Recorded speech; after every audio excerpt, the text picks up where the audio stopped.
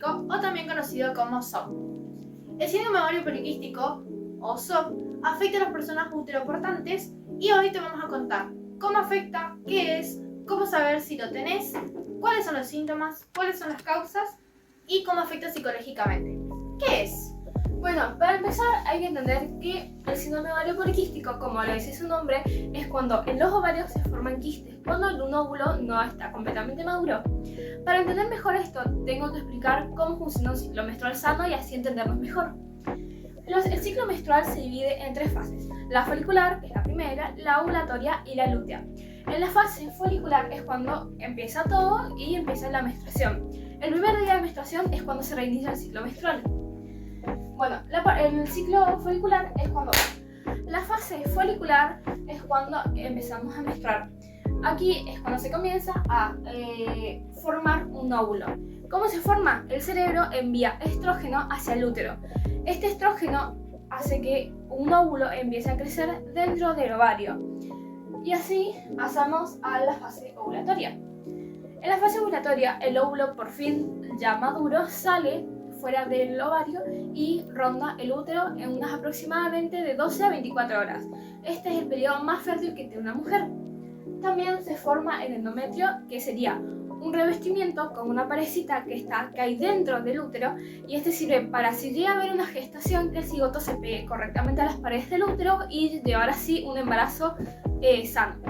Después, por último, está la parte lútea. Es la fase lútea cuando el huevo cervical se modifica y se hace mucho más espeso para que ningún tipo de espermatozoide pueda llegar a entrar, ya que en esta fase es muy difícil que se llegue a gestar algún tipo de cigoto.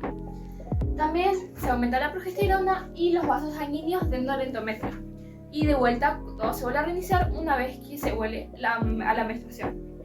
Ahora, ¿dónde falla y dónde se ocurre el síndrome ovario poliquístico? Es en la primera fase, en la fase folicular.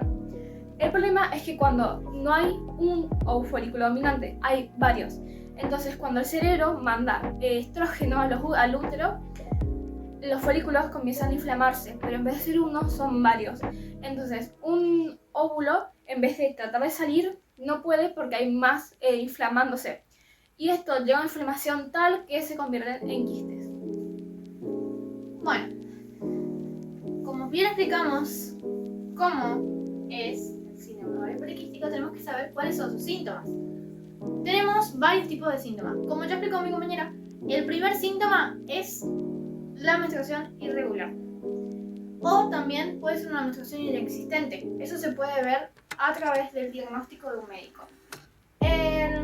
¿Qué se refiere con menstruación irregular? El médico va a hacer una pregunta sobre su menstruación y va a ver si tuvo menos de 9 menstruaciones en un año con un ciclo muy largo, muy extenso, más de 35 días. Esto puede provocar infertilidad y también dolor, justamente por el síndrome ovario poliquístico.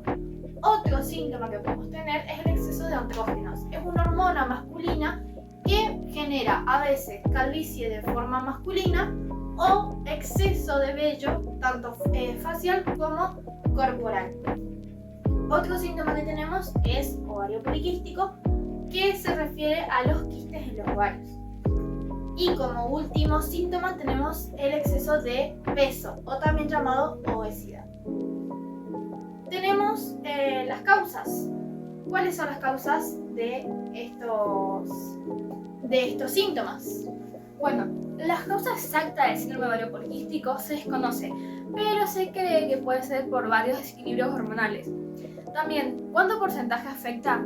Bueno, se cree que solamente el 6 al 13% de las personas con síndrome ovario poliquístico están diagnosticadas, pero se cree que más del 70% de las personas con útero tienen esta enfermedad y no lo saben. Bueno, tenemos que saber que para diagnosticar el síndrome ovario poliquístico, el médico va a hacer un par de preguntas sobre su ciclo menstrual y a través de eso va a mandar a hacer un análisis de sangre y que pida justamente lo de la insulina y el azúcar en sangre, ya que las personas que tienen síndrome ovario poliquístico pueden tener diabetes. Ahora, ¿cuáles son los tratamientos que tiene el síndrome ovario poliquístico?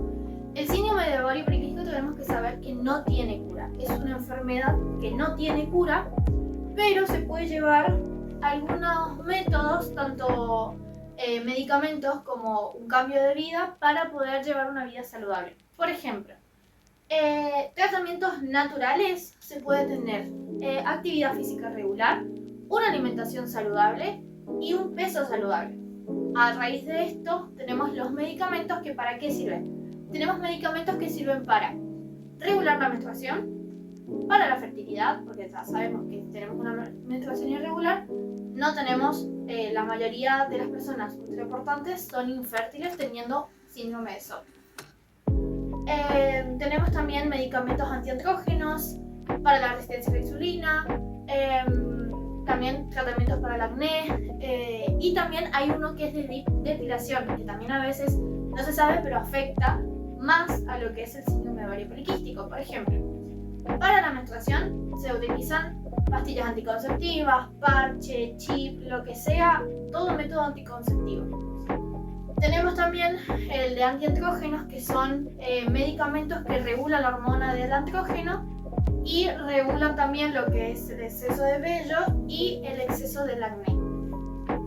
También tenemos que saber que también para la fertilidad, personas de útero portante tienen que tener inyecciones, o también que tienen, si hay útero portante que tiene quistes en los ovarios, hay medicamentos que hacen que desinflamen estos quistes para dejar pasar un óvulo para que se fecunde con el espermatozoide y se arme el ciclo.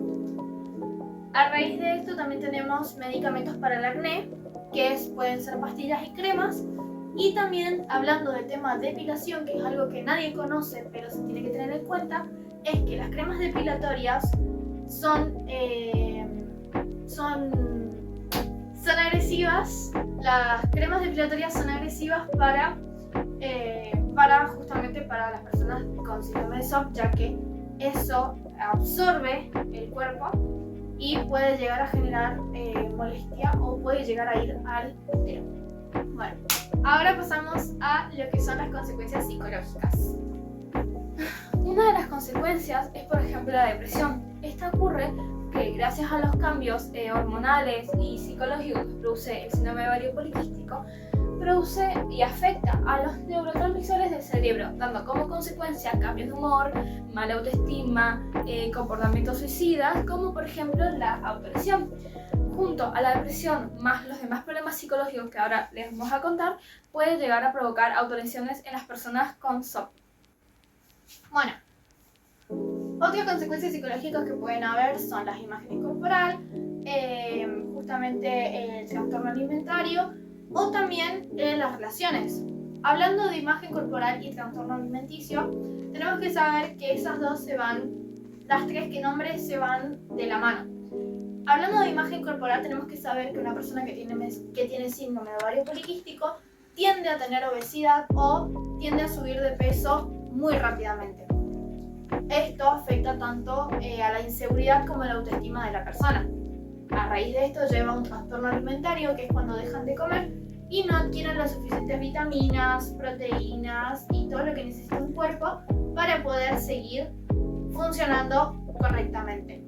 Obviamente que a raíz de esto todo lleva a un problema de relación, tanto amorosa como sexualmente activa, porque una persona que tiene síndrome de ovario poliquístico cuesta mucho conseguir pareja porque justamente se ve fea,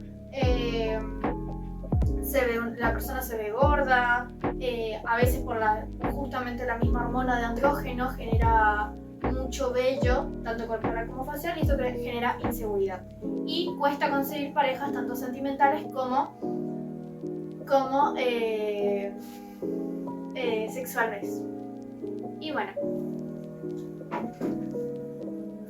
la conclusión a la que llegamos con mi compañera es que hay que concientizar mucho más sobre el síndrome de ovario poliquístico, porque hasta la persona que está viendo el video puede llegar a tenerlo y no lo sabe. Hay que estar muy conscientes de los síntomas, que todo lo que fuimos hablando, de las menstruaciones, de los síntomas psicológicos, de todo, para estar autoconcientizarse de los problemas que podemos llegar a tener, como también hay que estar conscientes sobre las personas que tenemos alrededor, de que capaz que también tengan síndrome de ovario poliquístico y no lo sepan. Así que a través de todos estos síntomas, háganse un autodiagnóstico y si tienen dudas de que capaz lo tengan o no, consulta a su ginecólogo o médico y háganse todas las pruebas para ver si tienen síndrome de ovario poliquístico o no.